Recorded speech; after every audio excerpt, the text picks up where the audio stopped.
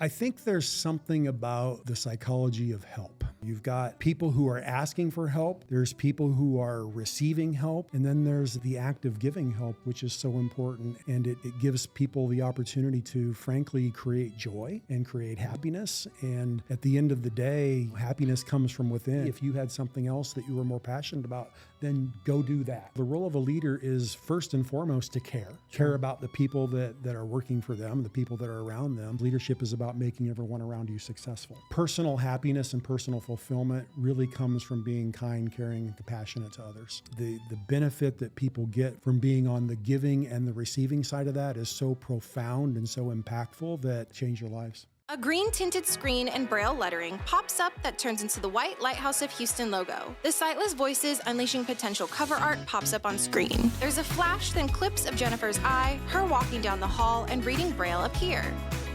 A montage of clips from episodes of the podcast begins with Jennifer talking to our guests and smiling.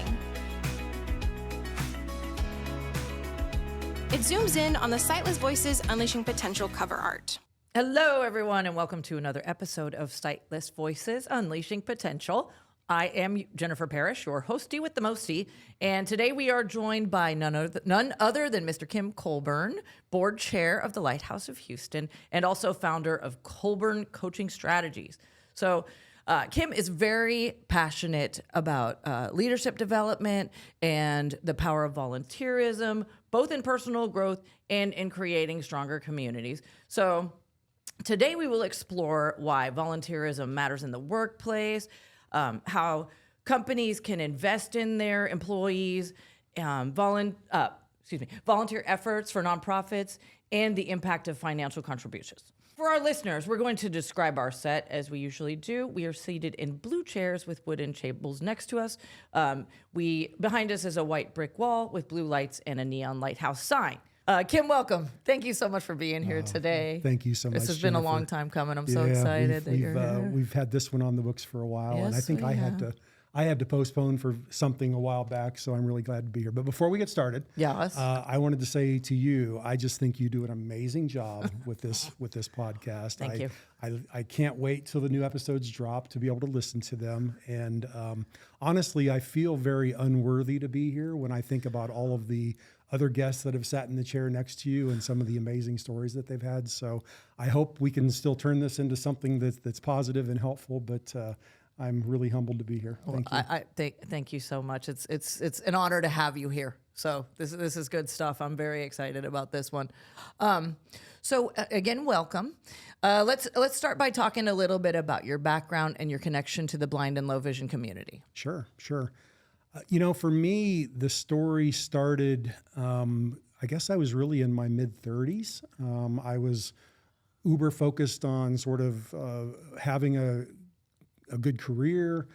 We had just started our family, and kind of very suddenly back in 2001, my father passed away at the age of 61. Well, I'm sorry to hear that. It was almost 25 years ago here, in a month or two. Yeah. And when my family, my brothers and sister and my mom were all sitting around the kitchen table writing his obituary, and I was drafting it on the computer, and we got to talking about all the things that Dad was involved in, and it really dawned on me that he was in the Boy Scouts, he was the Cub Scouts, he was on the city council, he was the mayor for a little while, little bitty town that it was not that big a deal, that I grew up in. Yeah. And he also sort of kind of soft adopted or mentored, one of the teenage boys in town who didn't have a good father figure. And, it really made me realize after reflecting on that a little bit that there was something missing in my life, and that something was actually community service. Mm-hmm. So a couple years later, I was leading a team at the company that I work for at BP. And I was thinking it would be great if we could find something to do where we could give back to the community and create an opportunity to do some team building for us. And our administrative assistant looked at several different options. I think we looked at Special Olympics and we looked at some other things. And she said, hey, there's this thing where these these kids that are blind are going to go do a tour of the Bluebell ice cream factory, and they're looking for sighted guides. Yes, that's awesome. That's the one we want to do. So 4 or 5 of us got into a van, and we drove over to Brenham, and we had just an amazing afternoon with these kids that were running around and having a great time, and it just melted my heart, to be honest. So that was sort of the first event that we did with the Lighthouse, and frankly, I was hooked at that point. And we found other things to do to volunteer with the Lighthouse over the years, and just created this really cool relationship. And then about 3 years later, I started inquiring as I learned more about the Lighthouse, about being on the board. So in 2016, I became a member of the board for the first time, and I served on the board for about 10 years before I termed out. And then I came back in, I think it was 2020 or 2021, I think, and came back to the board again. And as you know, we were in COVID, and the Lighthouse was really struggling. Yes. So it was an important time to come back and try to see what I could do to help. And I ended up leading an effort to redo our mission and vision and strategy. And that has been a big effort. I mean, it's in everything that we do now, so it was great. I would say we are really aligned as an organization Absolutely. from top to bottom in terms of what our purpose is and why we're here and how we're going to go about doing it. And that's really been awesome to see. And then, about 18 months ago, I became the chairman of the board, and that term ends here at the end of June of this year. And then it will be in the very capable hands of Jeff Smith, who will continue to take the mission further. Oh, wow. How is why is volunteer engagement so critical for organizations like the Lighthouse of Houston? Yeah, I guess I would start with if you think about the population that we try to serve, if I understand my numbers correctly, if you think about the population of the greater Houston area is just a little under 8 million people. I think on average across the country, there's about 2% of our population that's blind or low vision. And if you do the math on that, that's 150 or 160,000 people in sort of the 10 counties that make up the Houston area who, genuinely could use our help. And when you think about being part of a nonprofit, you guys know better than I do because you're the staff of the organization. We can hire great people, and we have great people here at the Lighthouse. And but the problem is we have great ideas and all these things that we'd like to do, but having the budget and the resources and the time and the ability to do everything that we'd like to do that's the constraint. Implementation. How do you get it done? So when I think of what volunteerism is really about, it's force multiplying, right? It's sort of how do we take some of the ideas that we have that we can't necessarily pay staff to implement for us and bring volunteers in and use the staff to help guide the volunteers to help us accomplish the community events that we do, which got some awesome ones. The programming that we do, and even provide employment opportunities because of the things that we do, where the community will engage in understanding what we do to provide employment, and then connect us to others to help grow our businesses and provide even more employment opportunities. Exactly. Yeah, I've volunteered at several events here, and it's just so fun. And that being said, so how does volunteering benefit employees personally when it comes to skills and confidence and kind of a sense of purpose? I think there's something about the psychology of help. Yep. And when I think about it, it's a very virtuous, self-reinforcing circle. You've got people who are asking for help, which is kind of the virtue of humility. There's people who are receiving help, which is the virtue of having the willingness to accept.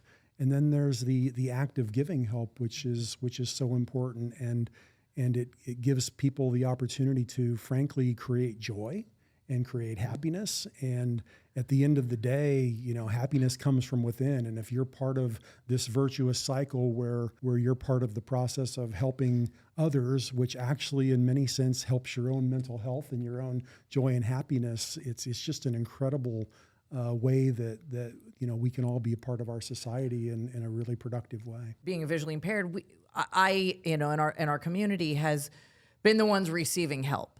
So to go back and then make it full circle where you're given help. I mean, heck, I was the Easter bunny for the beeping Easter egg hunt, and man, that was and all these little kids, I used to be a little blind kid too. And, they're just like, just overjoyed. And it was so fun. And it just makes you smile. And there's no amount of money that can, bring that home like that. And isn't that the truth? And one of the things that I've noticed just listening to your podcast is a lot of people, kind of the therapy that they give themselves is by pouring themselves back into the community and providing help as part of their process for growing and learning how to live with, this oftentimes surprising and new condition that they have to deal with in their lives. Right. And I've seen a lot of that. A lot of our guests are ultimately giving back. And it's so cool to hear all these stories. I mean, I'm so glad we have this podcast too, because it's just opening everyone's eyes into all of the things we're capable of, all these now community groups. And it's just grown exponentially, and it's so cool to watch.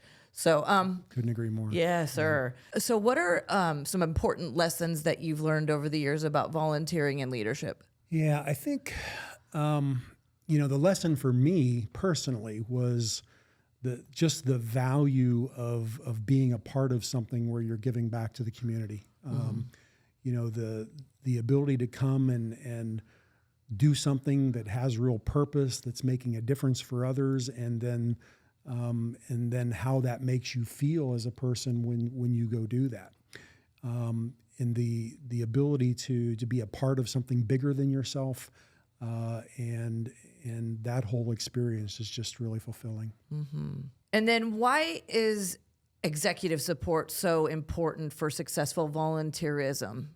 Yeah, that's a great question. I think as leaders in an organization, leaders in your community, leaders in a church, leaders in whatever part of the life that you're in, you don't have to be a formal leader to be a leader either, by the way. Correct. I think that we all have influence. And if I think about one of the definitions of leadership, it's actually is influence. And one of the definitions that I used as I was growing in my leadership was leadership is about making everyone around you successful. Right. So what is the role of a leader? Well, the role of a leader is first and foremost to care about the people that are working for them, the people that are around them.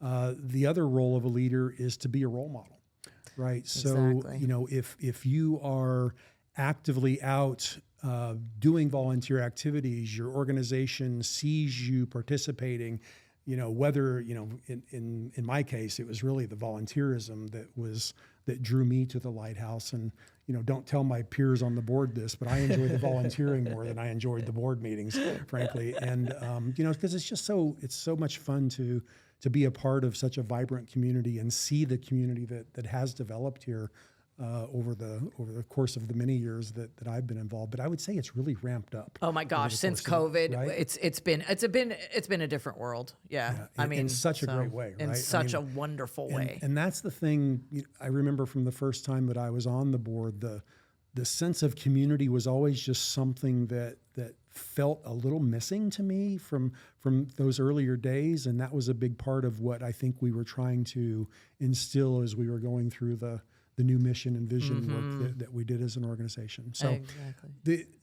What does it come to? You show care, you role model, and then you provide opportunities for people to be a part of something that they care about. For example, in BP where I worked, we had 3 different nonprofits that we sort of officially sponsored in our organization. Mm-hmm. We gave everyone in the organization 2 paid days to go volunteer at any of the 3 organizations. Or if those weren't sort of your cup of tea, if you had something else that you were more passionate about, then go do that with your organization. When I think about the role of a leader in an organization is provide people that opportunity to go be a bigger part of their community, to give back and to make a difference. It's great for business. Yeah.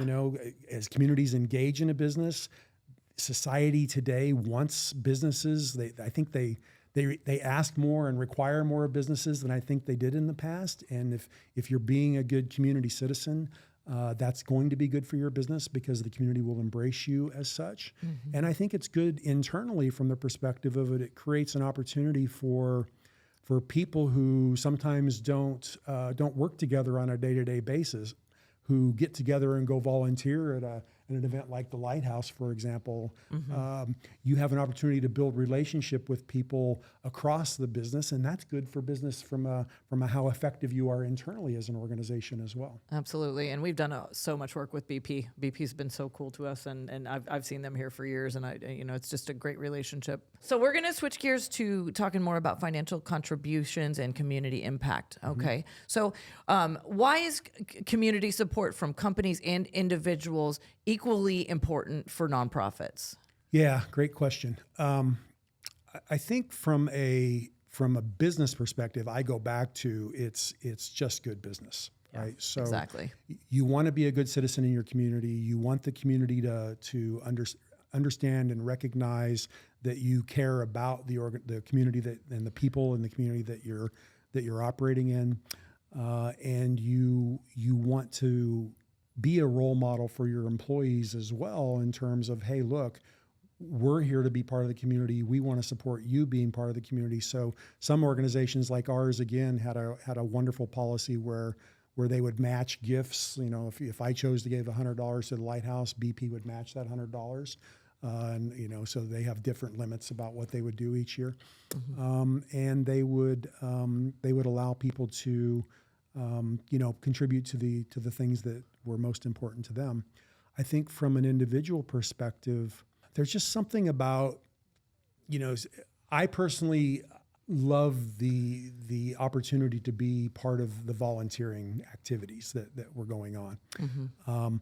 But, I also, my mom actually just passed away less than a month ago from colorectal cancer. So, I give my time to the Lighthouse and I give financial resources to the Lighthouse, but I also give financial resources to a nonprofit that is all about helping people understand the importance of doing the colonoscopy at the age of 45 rather than waiting to 50, because that's kind of what happened to my mom, right? So for me, part of my financial giving is I don't necessarily have time, or given the seasons that we all are in our lives with our families and our jobs and everything else, you don't necessarily have the time to be able to volunteer where you want to. So maybe the opportunity to just give and then having a company help multiply that giving through the shared gift programs and things like that can make a huge impact. So it's just another way to have an impact where maybe you can't directly be involved. So how can businesses combine volunteer efforts with financial contributions to maximize impact? I think I've got a couple of examples that I think are good for this question.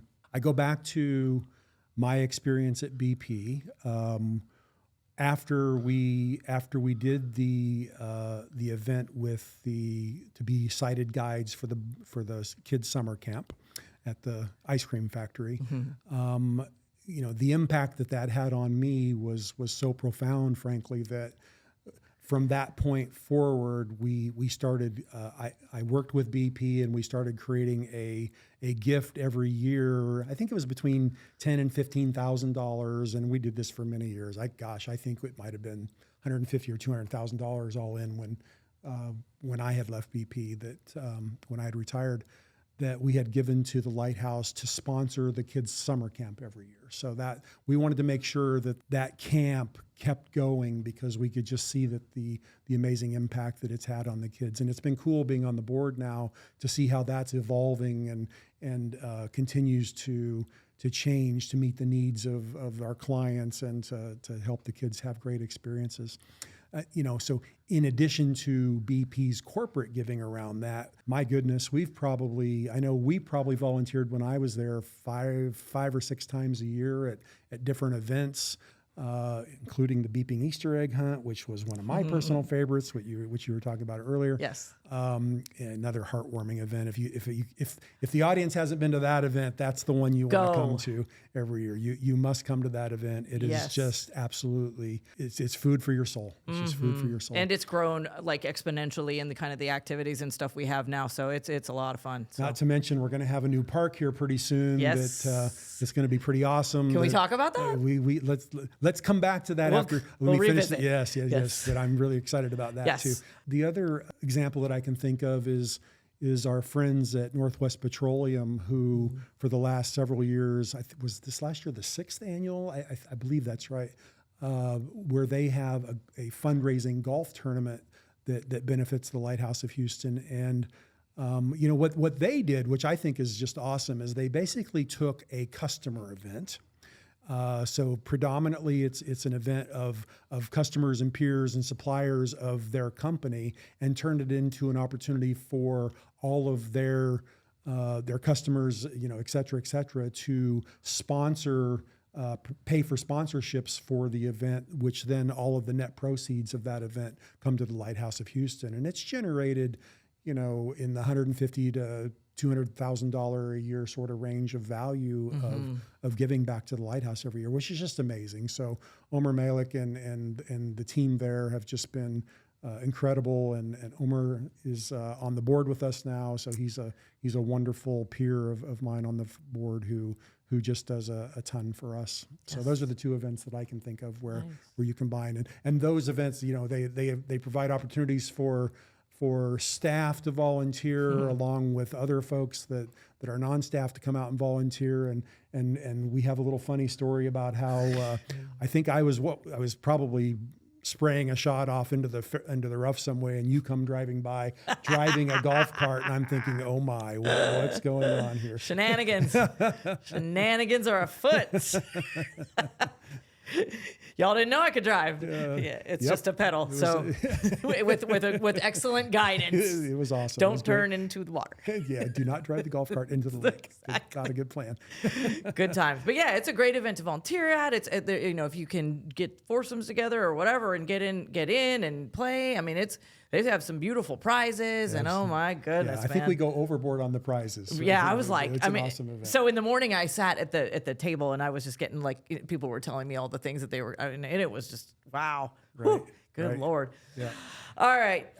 So let's talk about some practical steps for individuals and companies that they can take to start supporting a nonprofit like the Lighthouse of Houston. Yeah, I think the most practical thing that you can do is just talk about it. When I was out at business dinners, or I was talking with peers or friends or family, it's pretty rare that the conversation about the Lighthouse and the involvement at the Lighthouse doesn't come up.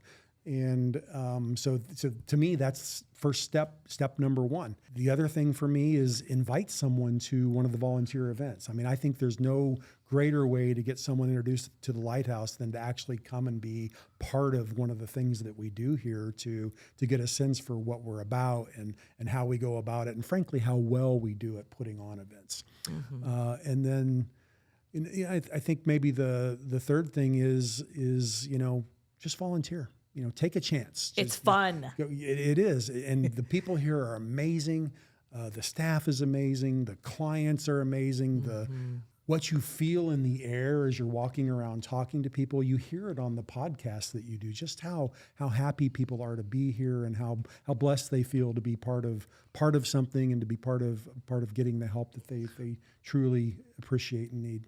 I think you said it best, food for the soul. That's absolutely accurate. Yeah, that's the way I used to describe, why did I come to the Lighthouse? Well, it was food for the soul for me. It was a way to go kind of recharge the batteries and get perspective about what life's really all about. Absolutely. They're telling us we have to wrap up. I know we could go on and on forever because you're a wealth of information. This is great conversation. This has been fun. Yes, sir. Well, okay. So do you have any final thoughts for our listeners about the power of volunteerism and giving back?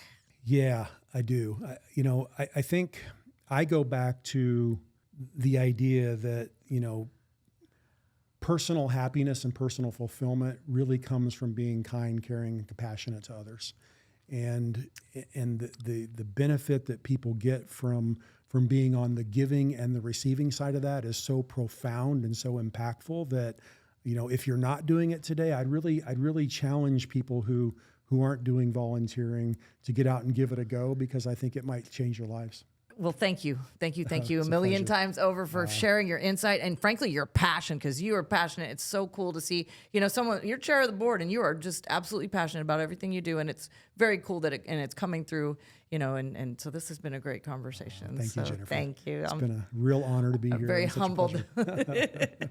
Thank you so much. All righty. Well, to our listeners, you can find more episodes of Sightless Voices, Unleashing Potential, wherever you get your podcasts, or, of course, on our YouTube channel so you can see our faces. Follow us on social media for updates and go to our website at houstonlighthouse.org to learn more about our vision. And please get involved, guys. That's the main point of this here podcast, is to get involved. And we want to see y'all volunteering. So again, this is Sightless Voices, Unleashing Potential. And until next time, stay bold, stay curious, and continue to break those barriers.